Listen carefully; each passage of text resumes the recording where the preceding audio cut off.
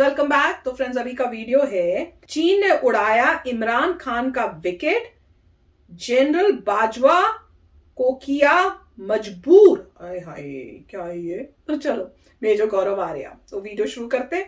Video शुरू करने से पहले अगर आप चैनल पर नए हो और आपने अभी तक सब्सक्राइब नहीं किया है तो जल्दी से पहले सब्सक्राइब के बटन और बेल आइकन को क्लिक कर लो ताकि आपको हमारे सारे न्यू वीडियोस के नोटिफिकेशन मिल जाए जैसे हम अपलोड करें। अगर आपको वीडियो पसंद आता है प्लीज लाइक एंड शेयर। चलिए शुरू करते हैं। लेट्स सी इस बार क्या शेयर कर रहे हैं। चाइना ने मजबूर किया है कुछ, ये चाइना की चाल है। द चाणक्य डायलॉग्स हिंदी के एक नए ताजे एपिसोड में आपका बहुत बहुत स्वागत है।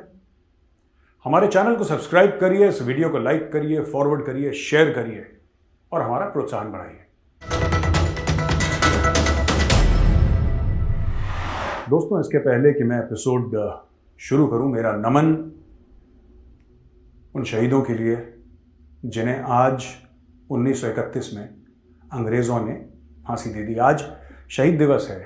शहीद भगत सिंह, शहीद सुखदेव, शहीद राजगुरु ने जो लड़ाई लड़ी थी अंग्रेज़ी साम्राज्य के खिलाफ, जो क्रांतिकारी लड़ाई लड़ी थी, उसके लिए 1931 में आज ही के दिन उनको अंग्रेज़ों ने फांसी दे दी और वो अमर हो गए। दोस्तों, ये हमारे हीरोज़ हैं, ये हमारे नायक हैं जिनको शायद भारत भूल गया है काफ़ी हद तक। हम तो नहीं भूले। एक नाम के तौर पे हम लोग ज़रूर एक शहीद दिवस मनाते हैं, कुछ ट्वीट्स हो जाते हैं, कुछ फेसबुक पे लोग बातें लिख देते हैं, कुछ पॉलिटिशियंस कुछ बात कह देते हैं, लेकिन मुझे ऐसा लगता है कि जब तक हम, चाहे शहीद भगत सिंह हों, चाहे शहीद सुखदेव हों, शहीद राजगुरु हों, जब तक उनको दिल में नहीं बसाएंगे और जो उन्होंने कहा था, जो उन्होंने करा था, उसको अपने दिलों में नहीं बसाएंगे, we will forget a very large part of our histories. फिर क्योंकि हम लोगों ने उनको अपने जीवन से निकाल दिया। ये बात सच है, आपको कड़वी लगती होगी लेकिन ये बात सच है, क्योंकि हम लोगों ने उनको, उन शहीदों को अपनी ज़िंदगी से निकाल दिया। इसलिए हमारी किताबों में फेक हीरोज़ हमें पढ़ाए जाते हैं। ये गलती उनकी नहीं है जिन्होंने फेक हीरोज़ आपके ऊपर मसल्लत करे हैं। ये गलती आपकी, ये गलती मेरी है, ये गलती हम सब की है। हम भूले हैं भगत सिंह को, हम भूले हैं सुखदेव को। मैंने तो वही वैल्यू हीरो, हमें तो पता ही नहीं बुक में कौन हीरो थे, मैंने तो नहीं देखा। और वैक्यूम में कोई ना कोई तो आता मेरे है। तो वही। आपने स्कूल में पढ़ा होगा ना, रिक्त स्थान की पूर्ति कीजिए। आपने रिक्त स्थान छोड़ दिया, मैंने रिक्त स्थान छोड़ दिया, तो किसी और ने बड़े चालाकी से उसकी पूर्ति कर दी। तो आज के दिन कम से कम हम याद करें उन वीर शहीदों को, और मेरा शत शत नमन। दोस्तों, इसके पहले मैं एपिसोड शुरू करूं, काफ़ी लोगों ने बोला कि साहब, मेजर साहब, आप 1 महीने के लिए कहाँ गायब थे। गायब नहीं था, पिताजी की तबीयत काफ़ी ख़राब चल रही है पिछले 1 महीने से। 23 फरवरी, आज 23 मार्च है, 23 फरवरी से पिताजी की तबीयत क्रिटिकल है, बहुत ज़्यादा ख़राब है। तो उनकी खिदमत में, उनकी देखभाल में लगा हुआ हूँ। वीडियो इसलिए बना रहा हूँ क्योंकि बहुत लोगों के फ़ोन आ रहे थे, बहुत लोगों के मैसेजेस आ रहे थे कि नहीं, आप थोड़ा इस पे ध्यान दीजिए। माँ ने भी बोला कि नहीं बेटा, काम पे तो तुम्हें थोड़ा बहुत ध्यान देना चाहिए। तो इसलिए मैं वापस अपने काम को लेकर मैं दोबारा शुरू कर दिया मैंने ये बनाना। सिलसिला उतना तेज़ नहीं रहेगा, लेकिन मैं पूरी कोशिश करूँगा। तो दोस्तों, आज का जो एपिसोड है उसमें मैं आपको कुछ चीज़ें बताऊंगा। देखिए, यूक्रेन का वॉर जो चल रहा है वो तो चल रहा है, आपको पता है। हम लोगों की आदत है, कोई भी एक चीज़ होती है तो 2 गुट बन जाते हैं भारत में, फॉर और अगेंस्ट। अब यूक्रेन को वॉर को ही ले लीजिए, यूक्रेन का जो पूरा जंग हुई, लड़ाई हुई, इंडिया का जो ऑफिशियल स्टांस है कि भाई वी आर न्यूट्रल और लड़ाई बंद होनी चाहिए, पहले लोगों की जानें बचाओ, फिर बाद में हिसाब किताब बाद में करेंगे। बिल्कुल, ये इंडिया का ऑफिशियल स्टांस है। इंडिया के लोगों का नहीं। जो सोशल मीडिया में कह रहे हैं वी स्टैंड विद यूक्रेन, कई लोग हैं यूक्रेन के स्टैंड कोई कर रहा है, सब रशिया ही मोस्टली। देखिए, ना रशिया को, नहीं यूक्रेन को, आप और मैं कहाँ स्टैंड करते हैं, हमको 2 रुपये का फर्क नहीं पड़ता। Let's live in real time, जिसको अंग्रेजी में कहते हैं ना, let's live in real time. थोड़ा सा ना एक असलियत की दुनिया में, I support Ukraine, does not care if you support Ukraine, Russia does not care if you support Russia, है ना। जो रशिया ने करा वो गलत है, हम भी यही कहते हैं। जो अमेरिका ने करा था इराक में, अफगानिस्तान में, जब चाइना लाइन ऑफ कंट्रोल पे आंखें दिखा रहा था, जब अमेरिका ने मैं इसके ऊपर दोबारा आऊँगा, जब अमेरिका चुप था जब चाइना ने किया था तो वो भी गलत था। इंडिया की डिपेंडेंसी है रशिया के ऊपर, तेल वेल हमें इतना नहीं चाहिए रशिया से, ज्यादा नहीं, 1% बात ऑयल की है, ऑयल के हमारे 10 और सोर्स हैं, हथियार। तो हमें कोई दिक्कत नहीं है ऑयल की। परेशानी ये है कि 65% ऑलमोस्ट गिव और टेक वही हमारे जो वेपन्स हैं, आर्मी नेवी वही बता रहे हैं कि ये रीजन है। और रशिया ने हमारी तब मदद करी थी जब हमारे पास डॉलर्स नहीं हुआ करते थे, तो रशिया हमारा ट्राइड एंड टेस्टेड साथी है। वही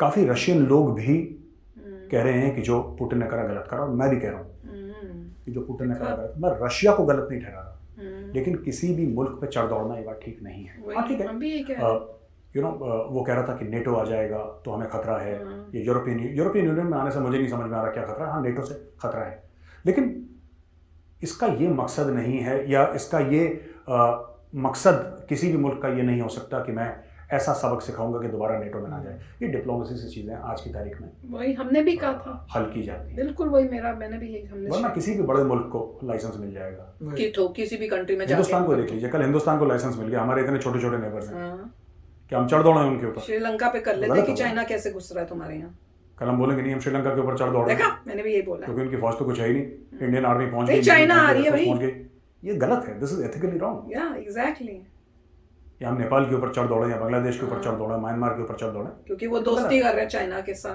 पाकिस्तान के ऊपर चढ़ दौड़े वो मुझे बात समझ में आती है, चीन के ऊपर चढ़ दौड़े वो मुझे बात समझ में आती है, लेकिन बाकी तो नहीं, वहाँ पे रीजन है। हाँ, क्योंकि वो हमारे एरिया ले रशिया ने जो करा वो मुझे नहीं लगता ठीक करा, ठीक है, लेकिन फिर भी रशिया ने हमारा सपोर्ट करा है, अब हमें रशिया का सपोर्ट करना है और न्यूट्रल रह के। लोग अक्सर मुझसे अमेरिकन ने बात भी करी इस बीच में कि मेजर साहब, do you think it's high time that India is taking sides? मुझे लगता है India has already taken a side and India has taken its own side. Obviously, या गुड। जब हम किसी की तरफदारी करते हैं तो भारत ने मुझे लगता है कि अपनी तरफदारी करी है, रूस की करी, यूक्रेन की करी, और जो बाइडेन ने बोला था कि India's response on the Ukraine crisis has been shaky, तो मैं ये कहना चाहता हूँ कि प्रेसिडेंट साहब, ऐसा है कि Chinese PLA line of control पे आई, जब गलवान पे हमारे दो हाथ हुए चाइनीज आर्मी के साथ, तो सर आपका भी रिस्पांस काफ़ी शेकी था, तो क्या किया था? भी शेकी थे, ऐसे भी शेकी, फिर शेकी चल, सभी शेकी होते हैं, तो हम भी क्यों ना शेकी हो?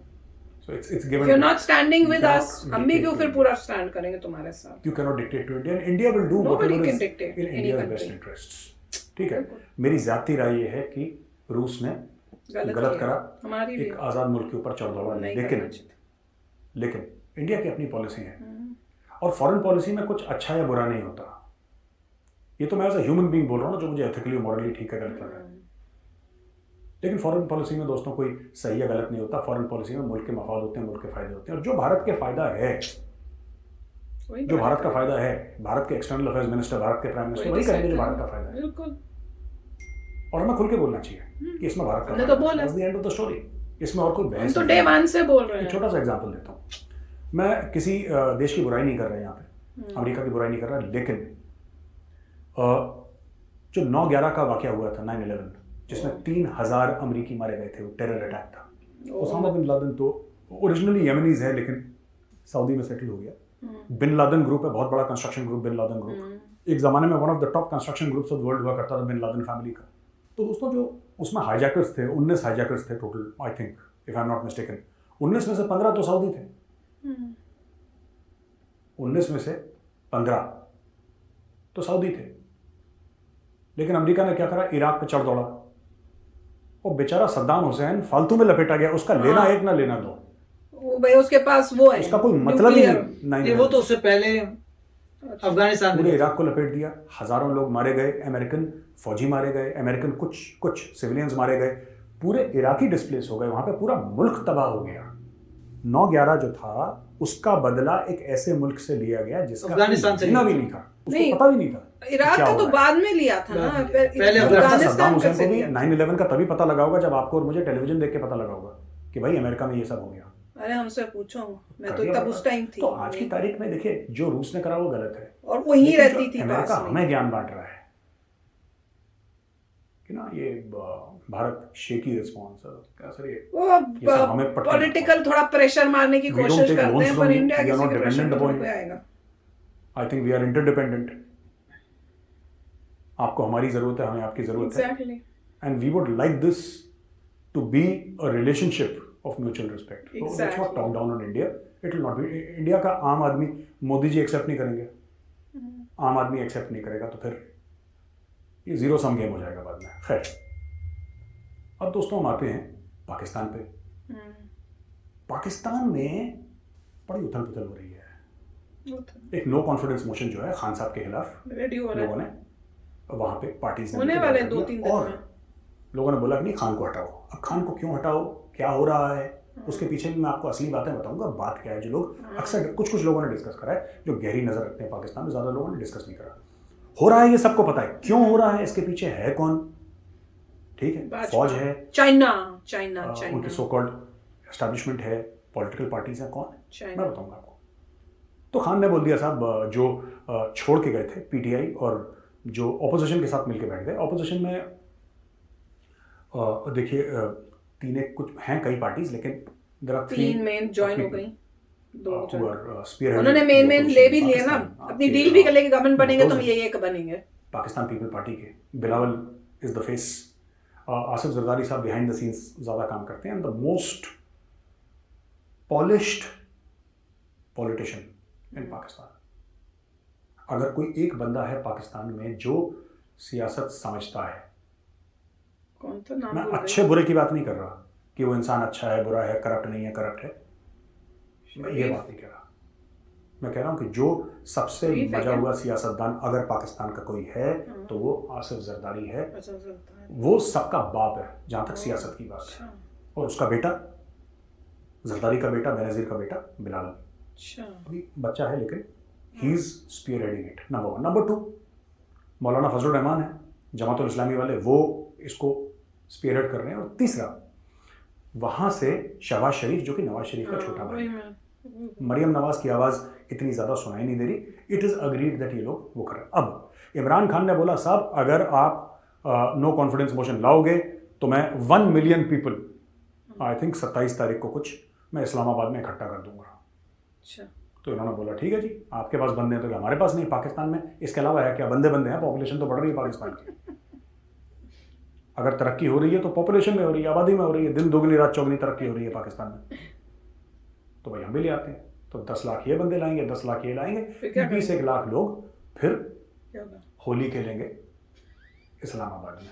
ये इनका मोटा मोटी फिर गाली गलौज भी करी। इमरान खान की पता नहीं क्यों ऐसी जबान है, उसको समझ में नहीं आता कि you know you are the prime minister, आपको लोग माने ना माने, आपसे इत्तेफाक रखें ना रखें, आपको सपोर्ट करें ना करें, लेकिन fact of the matter is that you are the prime minister of Pakistan, और आपको ऐसी जबान का इस्तेमाल नहीं करना चाहिए। किसी को भी नहीं करना चाहिए। खुद की फौज को कह रहा है जानवर है, उन्होंने बोला न्यूट्रल है, क्या न्यूट्रल तो सिर्फ जानवर रहते हैं, आप जानते हैं ये सब, मैं ज़्यादा इसमें डिटेल में नहीं जाऊँगा।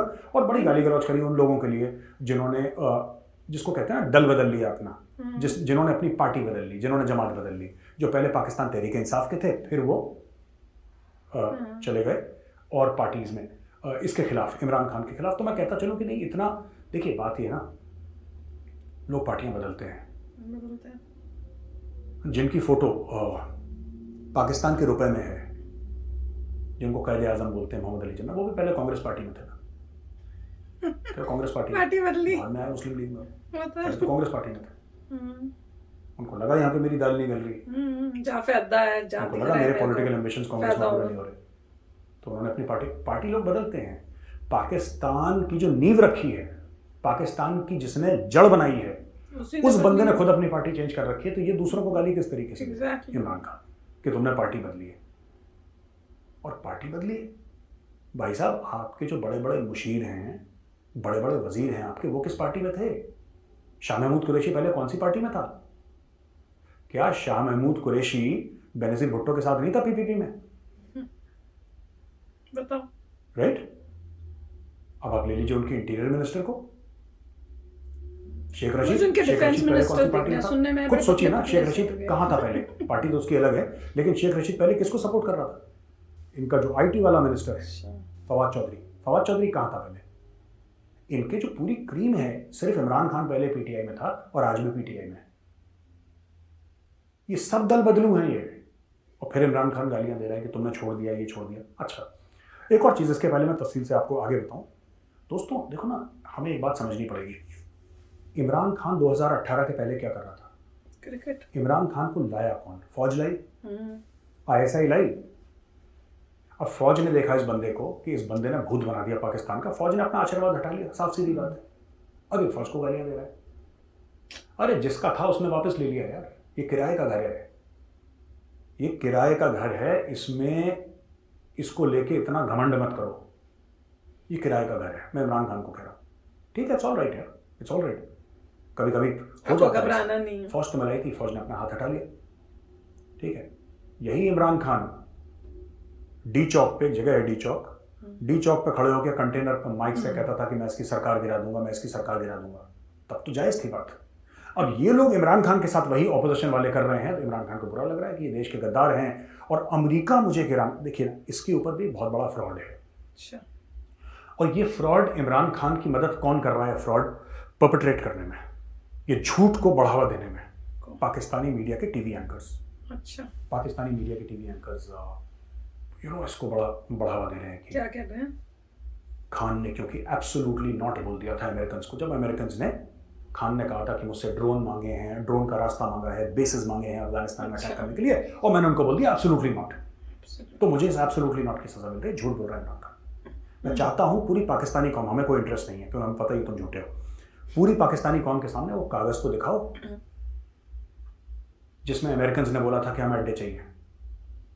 भाई इतनी बड़ी जो रिक्वायरमेंट होती है, कोई ना कोई तो कागज होगा। Of course. आपको आपको नहीं आया होगा, जनरल बाजवा को आया होगा, जनरल बाजवा को नहीं आया होगा, जनरल फैजल को आया होगा, जो पुराने आईएसआई के चीफ थे, उनके पास आया होगा। किसी के पास कोई फोन कॉल आया होगा, कोई फैक्स आया होगा, कोई ईमेल आई होगी।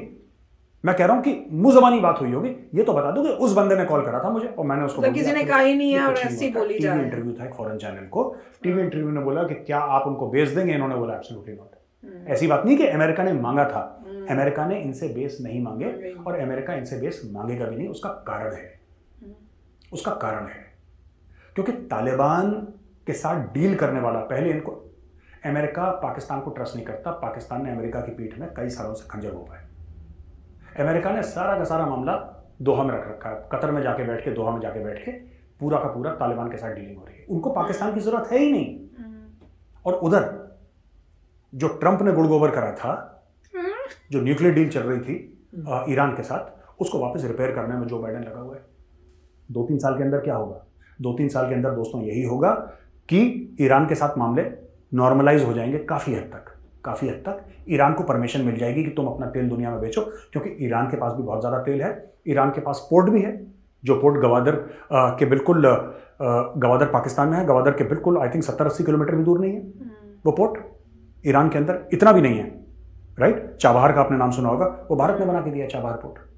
अब आपको अगर अफगानिस्तान जाना है, अफगानिस्तान सामान भेजना है, आप चाबहार के थ्रू भेजिए। तो फ्रेंड्स इंटरेस्टिंग है, और जैसे इन्होंने स्टार्ट किया, पूरा वर्ल्ड की मोस्ट इंपॉर्टेंट चीजें बता दी, यूक्रेन के वॉर के बारे में बात की, और इनकी सोच और हमारी सोच बिल्कुल एक ही है। ये नहीं है कि भाई हम रशिया के अगेंस्ट हैं या हम उसके अगेंस्ट हैं, यूक्रेन के अगेंस्ट हैं, नहीं, हम वॉर के अगेंस्ट हैं। ऐसे किसी कंट्री को किसी और कंट्री के ऊपर अटैक करना, बिना उस कंट्री ने आपके ऊपर अटैक किया, जस्ट बिकॉज वो नेटो में जा रहा है या कोई और किसी के साथ ज्वाइन होने की कोशिश कर रहा है, आप इस टाइप से नहीं कर सकते। और वही इन्होंने भी बोला है कि ऐसे आप अटैक नहीं कर सकते। और तो बहुत एक्सट्रीम तक जा चली गई अब ये वॉर, तो छोड़ा बहुत धमकाना भी नहीं, यहाँ पे तो डिस्ट्रक्शन पे डिस्ट्रक्शन होगी, पूरी एक कंट्री जो है वो तो पूरी तबाही हो गई है। तो वो बात है। और फिर ये जो पाकिस्तान का इन्होंने बात शुरू की है, दैट इज सो इंटरेस्टिंग। और जैसे ये कह रहे थे ना कि भैया कि बाकियों का तो छोड़ो, हाँ अब पाकिस्तान पे अटैक करना या चाइना पे अटैक करने के लिए हाँ वी आर रेडी। तो मैं भी वही हूँ, वी आर रेडी। तो वही है, क्योंकि वो इसलिए क्योंकि उन्होंने हमारे एरियाज इलीगली ऑक्यूपाई करके रखे हुए हैं, और बार कोशिश करते हैं, चाइना तो कोशिश करता है और ग्रैब करूं, आता रहता है, अंदर घुसने की कोशिश करता रहता है, और पाकिस्तान यहाँ से प्रॉब्लम्स क्रिएट करता है, टेररिज्म भेजता है, जिसकी वजह से हमारे इनोसेंट लोग, हमारी मतलब इतनी प्रॉब्लम्स क्रिएट होती है हमारी कंट्री के अंदर। तो उनके लिए तो हमारा बिल्कुल टोटली डिफरेंट हो गई। पर दिस इज जस्ट मजा आ रहा है सुनने नहीं, में। बहुत अच्छा है, बहुत अच्छी बात है। साफ साफ वही बात कह रहे हैं जो हमने भी पहले कही थी कि फिलोसफिकली किसी कंट्री पे अटैक करना ठीक नहीं है आजकल के ज़माने में। बिल्कुल आजकल के ज़माने में अगर आप किसी से एग्री नहीं करते, ऐसा नहीं है कि अटैक कर सकते हैं जस्ट बिकॉज आपके पास बहुत सारे न्यूक्लियर वेपन्स हैं, मैक्सिमम इन द वर्ल्ड हैं, आप में जो भी पावर है, बड़ी कंट्री है, आप कोई भी रीज़न से ऐसे अटैक नहीं कर सकते। आप सॉफ्ट पावर यूज़ कर सकते थे, डिप्लोमेसी यूज़ कर सकते थे, हज़ार तरीके थे वो उस चीज़ को अचीव करने में। एक दिन में कोई चीज़ होती नहीं है। जैसे जैसे वहाँ प्रॉब्लम आ रही थी, आपने अपना इन्फ्लुएंस क्यों नहीं बढ़ाया? आपका साथ था यूक्रेन, एक समय पे आपका पार्ट था, और जैसे जैसे अगर आप ट्रेड इंक्रीज करते, अच्छे उनको ऑफर्स देते, इतनी बड़ी कंट्री है, कुछ ना कुछ इकोनॉमिकली हेल्प करते, तो कभी प्रॉब्लम ही नहीं आती, आपके इन्फ्लुएंस में रहता वो एरिया। बट आपने नहीं किया। लास्ट मिनट में जब वो इतने साल था आपने परवाह नहीं की, जब वो बोलने लग गए भाई हम नेटो करें, तो आपने, वो डेमोक्रेसी है, उसके लोग जो चाहें करें, ऐसे अटैक करना गलत है। आप तो सिविलियंस मर रहे हैं। अब पूरे वर्ल्ड में क्या नज़र आ रहा है कि रशिया ने सिविलियंस को मारा, और जहाँ जहाँ लोगों ने चाहे लिख भी लें सिविलियन है, तब भी वहाँ पे अटैक हो रहे हैं। कितने लोग जो हैं वहाँ पे बेघर हो रहे हैं, और सारी जनता जो है ये, वो जो है कभी भी रशिया के साथ नहीं होगी। अब वो आपने एक वो लोग बना लिए जो आपके ज़िंदगी के लिए, लाइफ के लिए आपके अगेंस्ट हो गए, जनरेशन की जनरेशन आपके अगेंस्ट हो गई। वो तो है। तो काफी अच्छा जिनके अपने की डेथ हुई होगी, तो बिल्कुल। वो तो पूरी जनरेशन ये बोलेगी कि हम तो भैया रशिया से तो बदला लेंगे किसी तरीके का, जो उसने इतने सारे हमारे लोग मार दिए। वो एक दिल में होता है, तो देखेंगे क्या होता है। मगर अच्छा वीडियो अब देखते हैं आगे पाकिस्तान का क्या बता रहे हैं, क्योंकि इन्होंने बोला था कि एक्चुअली में जो इमरान खान है, इनको हटाने में किसका हाथ है? तो मुझे तो लग रहा है चाइना का हाथ है। गेम कोई बड़ी है, तो अब देखते हैं आगे क्या बताते हैं। तो चलो चलते हैं, मिलेंगे नेक्स्ट वीडियो में बहुत ही जल्द। Till then take care and bye bye. तो अगर आप मेरे इस चैनल पे नए हो तो जल्दी से सब्सक्राइब के बटन को हिट करो और बेल आइकन को क्लिक करो, ताकि आपको मेरा जब नया वीडियो मैं लगाऊं, आपको उसके बारे में जल्दी से पता चल जाए।